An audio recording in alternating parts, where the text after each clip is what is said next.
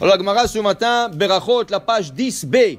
Amar Abaye, ve'etem Rabbi Yitzchak, arotze le'enot yenek Elisha, ve'sheno rotze le'enot, al yenek Shmuel Aramati. La Gemara parle ce matin de deux manières de penser et de deux manières d'agir, et tous les deux sont valables. Celui qui veut profiter de gens. Les gens te donnent des cadeaux, les gens te font des faveurs, et est-ce que tu peux ou tu peux pas profiter? Alors voilà, deux prophètes. Un s'appelle Elisha. C'était l'élève d'Eliyahu Hanavi qu'il a eu le double de la force d'Eliyahu Hanavi. Quand Eliyahu Hanavi l'a quitté, il lui a dit, demande-moi une chose. Il lui a dit, ta force, tu as la force que de prophéties, de miracles et tout ça, je vais avoir Pa'amaim, 2 fois. Eliyahu lui a donné, il lui a donné une cape et il est devenu 2 fois plus grand.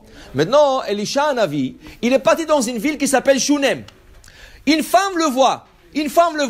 Elle dit à son mari, écoute-moi, celui-là c'est un tzaddik, j'aimerais qu'il vienne chez nous à la maison. Ils avaient une petite studio, ils n'avaient pas une grande maison, un petit studio. Elle lui dit à son mari, on la divise en 2. Ils ont construit un mur et lui a posé un lit, une table, une chaise et une lampe. Elle lui a dit, venez s'il vous plaît, vous mangez ici, vous dormez ici, vous étudiez ici, c'est votre maison. Et quand vous venez dans cette ville, ne cherchez pas où aller. Ça, c'est votre maison. Elle lui a donné la maison. Ça veut dire la moitié de sa maison, elle lui a donné. Okay? Et Elisha a profité d'eux. Ça veut dire qu'il a profité de tout ce qu'ils lui ont donné. Ils lui ont donné à manger, ils lui ont donné tout. Tout, il a profité. Ça, c'est une manière. Okay? De notre part, un autre prophète, le prophète Samuel. Le prophète Samuel, là où il voyageait, il allait juger l'âme Israël. Il passait d'une ville à l'autre. Il avait une tente. Il avait des marmites. Il prenait son propre manger, il voulait profiter de rien.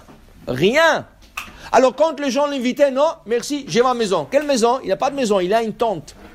Que les gens l'invitaient à manger, non, j'aime en manger. Il avait une casserole, dans le casserole, il cuisinait son propre manger. Alors la Gemara dit, c'est 2 approches différentes, mais les 2 approches sont acceptables. Ou tu peux profiter, ou tu peux pas du tout profiter. Maintenant, dit la Gemara, Amar Rabbi aussi, Barabi Hanina, Mikan Shaisha Makeret Baruchim Yoter Minaish. Qu'est-ce qu'on apprend de la Shunamite, de cette femme? Qu'est-ce qu'on apprend d'elle? On apprend d'elle qu'une femme, elle a un œil plus aigu pour voir et reconnaître les gens. Parce que le mari n'a pas vu qu'il est tzaddik. Elle, tout de suite, elle a vu Elisha Hanavi, elle a dit, ça c'est un tzaddik. Elle a invité tout de suite. Ça veut dire que si ta femme te dit des fois, ah celui-là n'invite pas à la maison, s'il te plaît, c'est pas un gars. Et tu dis, qu'est-ce que tu as? T'arrêtes. Non, la femme, elle sait. Si tu dis de ne pas emmener quelqu'un, elle sait. Si tu dis celui-là il est bien, écoute-la. Sarah et Avraham Avinu, hein? Sarah il dit, tu prends Ishmaël, tu le renvoies de la maison. Avraham il dit, non, pourquoi? C'est mon fils. Hachem, qu'est-ce qu'il dit? Il intervient, écoute Sarah. Elle sait mieux que toi. C'est le 6e sens que les femmes ont. C'est le 6e sens. Si ta femme te dit, celui-là, il paie bien, n'emmène plus, tu l'écoutes. Okay? Alors, Mikan, de la Shunamite, nous étudions que la femme, elle a ce sens. Ou Kadosh Hu, c'était un homme saint. Elisha, elle disait à son mari, tu sais, mon mari, c'est un homme saint. Mais Menayada, d'où est-ce qu'elle savait qu'il est saint? Menayada. Dit la Gemara, Shelo ra'ata zvuv over al shulchano. Jamais il y avait une mouche qui passait à côté de sa table. Tu sais, à l'époque du Talmud, il y a 2000 ans, même aujourd'hui, il y a toujours, quand il y a du manger, il y a toujours des mouches qui passent. En été, tu as plein de mouches qui passent. Aucune mouche s'est approchée de lui. Elle voyait que la table, jamais il y a une mouche qui s'est approchée. Ça veut dire qu'il est kadosh tellement qu'il laisse pas les mouches s'approcher de lui. Dit la Gemara aussi, Khadamar, une autre opinion disait, elle lui a mis un drap en lin. Le lin, il chauffe trop. Et les hommes, quand c'est trop chaud, des fois, ils peuvent avoir des écoulements qu'on appelle zera le batala. Elle n'a jamais vu que son drap était mouillé ou avec zera le batala. Alors elle dit, kadosh, c'est un homme saint. Dit la Gemara, Amar Rabbi aussi, Barabi Chana, Hu kadosh, shareton kadosh. Lui, il était saint, mais son serviteur n'était pas saint. Pourquoi?